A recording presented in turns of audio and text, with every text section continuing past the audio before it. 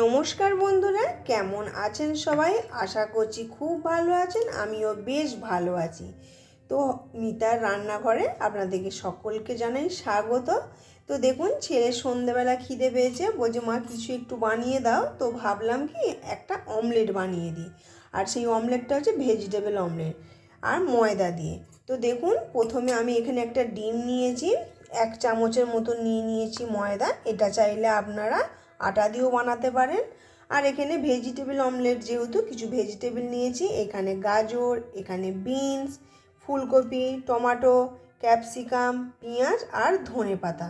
তো চলুন ডিমটা প্রথমে আমি ফেটিয়ে নেব। এটা কিন্তু খুব সুন্দর খেতে হয় এবং পেটও ভরে, হেলদিও থাকে, শরীরকে হেলদিও রাখে। তো চলুন, আর ওইদিকে নিশ্চয়ই শুনতে পাচ্ছেন আমার ছেলে বেহালা বাজাচ্ছে। চলুন একবার বেহালাটা শুনে আসি কি বাজাচ্ছে। তো আপনারা তো দেখতেই পেলেন এবং শুনলেনও যে আমার ছেলে বেহালা বাজাচ্ছে। ওর নিজের মর্জির মালিক হচ্ছে ও নিজেই।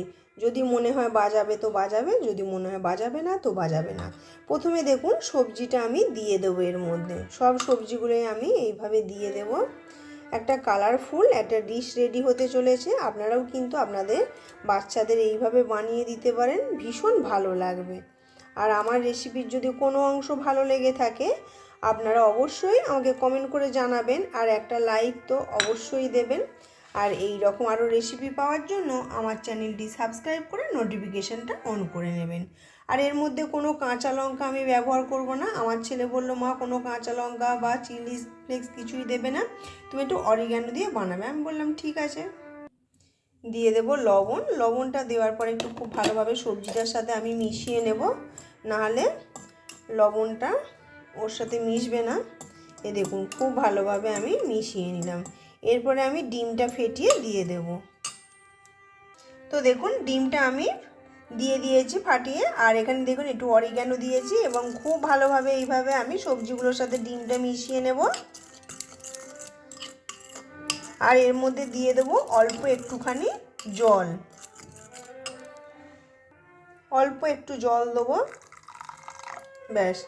এবার খুব ভালোভাবে আমি ফেটিয়ে নেব।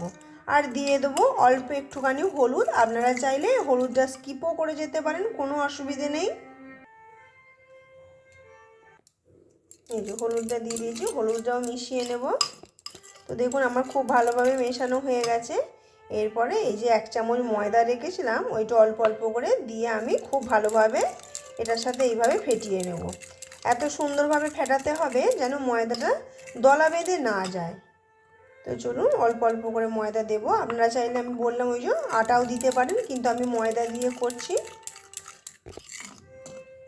তো চলুন বাদবাকি যেটুকু আছে সবটা দিয়ে দিই। এবার দিয়ে খুব ভালোভাবে আমি এটাকে ফেটিয়ে নিই। তো দেখুন এটা আমার ফেটানো হয়ে গেছে। আর আমি ছেলেকে বললাম বাবা একটু যদি লঙ্কা না দেওয়া হয় তাহলে এটা টেস্টটা ভালো লাগবে না, একটু লঙ্কা দিই। কিছুক্ষণ ভেবে বললো ঠিক আছে দাও। তো দেখুন একটা লঙ্কাও দিয়ে দিলাম। তো হয়ে গেছে। আর এইখানে দেখুন আমি ফ্রাই প্যানটা বসিয়ে দিয়েছি, অল্প একটু সাদা তেল দিয়েছি।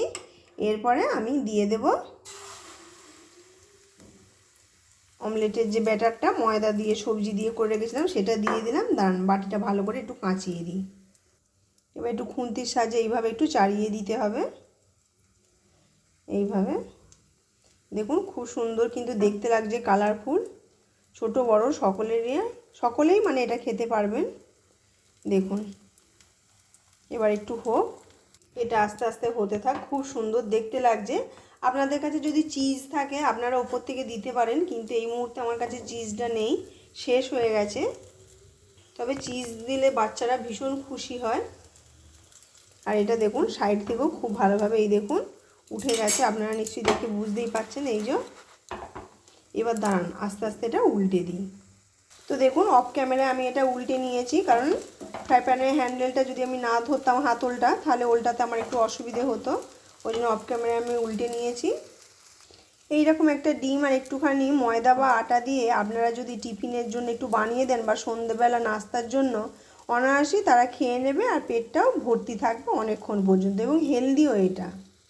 তো দিদিরা আজকে আমি আপনাদের কাছে জিজ্ঞাসা করছি যে এই আমার মানে ময়দা দিয়ে ডিমের ভেজিটেবল অমলেট কীরকম লাগলো।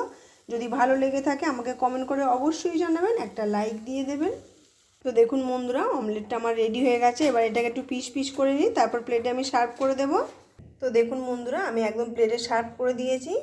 তো কীরকম লাগলো আমাকে কমেন্ট করে অবশ্যই জানাবেন। যদি ভালো লেগে থাকে একটা লাইক দিয়ে দেবেন। তো চলুন আজকের মতন টাটা, আবার দেখা হবে নতুন কোনো রেসিপির সাথে।